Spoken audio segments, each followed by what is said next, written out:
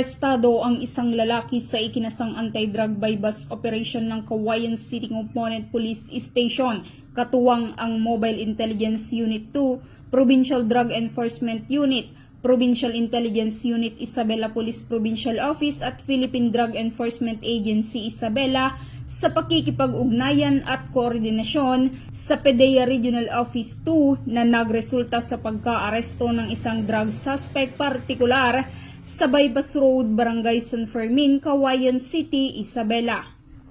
Kinilala ang suspect na si alias Lito, may asawa, walang trabaho at residente ng San Mateo, Isabela, matapos itong magbenta ng isang pirasong small heat sealed transparent plastic sachet na naglalaman ng white crystalline substance na hinihinalang shabu. Sa isang pulis na nagsilbing pusher-buyer, bukod pa rito, nakumpiska rin sa suspect ang isang piraso ng genuine 1,000 peso bill bilang bypass money, isang unit ng bluish-black Android phone Realme at isang piraso ng NPC certificate at isang unit ng KEP Keyway kulay itim na may plaka at susi.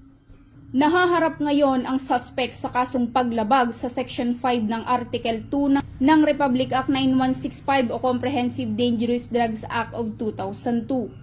Samantala sa likod ng matagumpay na operasyon, ang Isabela Cops katuwang ang iba't ibang ahensya ay patuloy na mas pinaigting ang kampanya laban sa iligal na droga upang mapanatili ang kapayapaan at kaayusan sa buong rehiyon.